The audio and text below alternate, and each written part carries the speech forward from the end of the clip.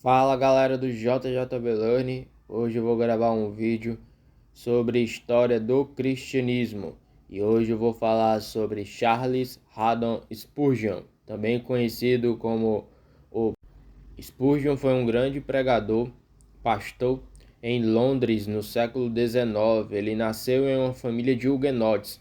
Seu avô e pai eram ministros congregacionistas, mas ele cresceu mesmo foi com os avós, já que seus pais eram muito pobres para o criar. Spurgeon se converteu ainda na sua adolescência, com 16 anos, no primeiro domingo de 1850. Quando ele estava indo para a igreja, uma nevasca não deixou ele ir para a igreja que ele queria ir. Ele acabou entrando em uma metodista e lá ele se converteu. Mesmo o pregador, segundo as próprias palavras de Spurgeon, sendo ignorante, mas Deus usou esse ignorante para converter Charles Haddon Spurgeon. Rapidamente foi notório o dom da oratória em Charles Spurgeon, e em 1852 ele já se tornou pastor de uma pequena igreja batista em Alter Beach, que era conhecida como uma localidade com muitos embriagados, muitos viciados em bebidas alcoólicas. Então, por isso, no início do seu ministério, ele não ficou conhecido como um grande teólogo, mas como um pastor direto. Ele deixava claro o que a Bíblia dizia, porque era o que o público dele necessitava entender. Em 1854, ele foi convidado para pregar na capela da rua New Park, em Londres. Ele não acreditou porque era uma igreja muito grande, que tinha capacidade para 1.000 pessoas. No entanto, no primeiro culto no qual ele pregou, só tinha 80 pessoas. Londres estava morta espiritualmente. Spurgeon logo se destacou como um ótimo pregador nessa igreja e se tornou o pastor dessa igreja. Logo a igreja cresceu muito e eles tiveram que alugar um teatro chamado Exeter Hall, que tinha capacidade para 4.500 pessoas. Spurgeon se tornou muito popular e por isso se tornou perseguido pela imprensa da época. Abre aspas.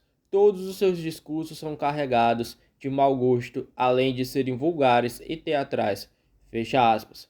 Era o que um jornal falava sobre Spurgeon. Além dessa crítica que eu li aqui para vocês, existiam várias outras críticas com a mesma conotação. Sempre uma conotação de desprezo por aquele pregador, jovem pregador londrino. Mas cada vez mais a igreja continuou crescendo e o Exeter Hall já não era suficiente para as pessoas assistirem o culto. Então eles alugaram o Surrey Music Hall, que tinha capacidade para 12.000 pessoas. No entanto, ocorreu uma tragédia que deixou Spurgeon muito triste, depressivo. Inclusive Spurgeon ele tinha problema com tristeza, com depressão. E ele era avivado pelos próprios sermões dele, que ele pregava anteriormente. Justamente por causa dessa crítica pesada da imprensa londrina e esse problema que ele teve na inauguração da igreja, onde algumas pessoas que entraram para causar confusão, gritaram fogo e teve 7 pessoas que foram pisoteadas e morreram e outros 28 ficaram machucados. Então esses motivos e também o problema de gota que ele tinha, que era um problema de saúde, deixavam Spurgeon muito triste, mas isso não foi motivo para ele parar o seu ministério.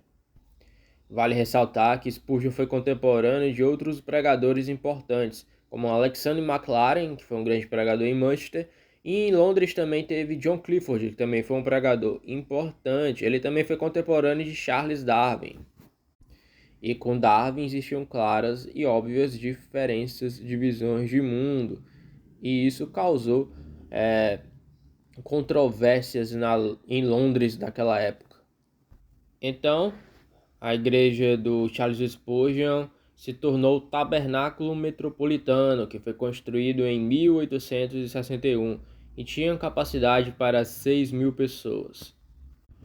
Além disso, do Ministério de Ensino, ele escreveu 140 livros, fundou um seminário e um orfanato em Stockwell, que nesse orfanato tinham 500 crianças.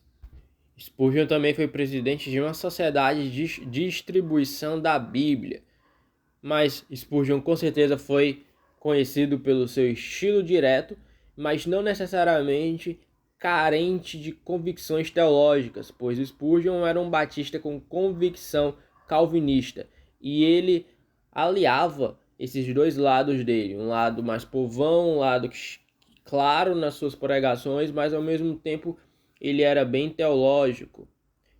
Não à toa seus livros até hoje são vendidos e lidos, pois são altamente atuais.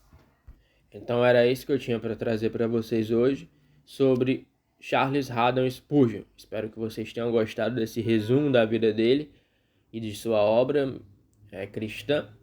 E acredito que ficou clara a sua importância para principalmente o protestantismo no século XIX. Spurgeon influencia fortemente até esse que vos fala. Espero que vocês continuem assistindo os nossos vídeos da nossa série sobre a história do cristianismo. Se você caiu de paraquedas aqui, nós temos outros mais de 80 vídeos que você pode acompanhar. Lembrando que a gente está na peregrinação para terminar os nossos 100 vídeos sobre história do cristianismo até o final desse ano. E começamos isso no final de 2015. Finalmente estamos chegando ao fim. Então são anos de pesquisa e estudo para trazer essas visões gerais sobre cada fato histórico do cristianismo. Então se você ainda não é inscrito no canal, se inscreve aí.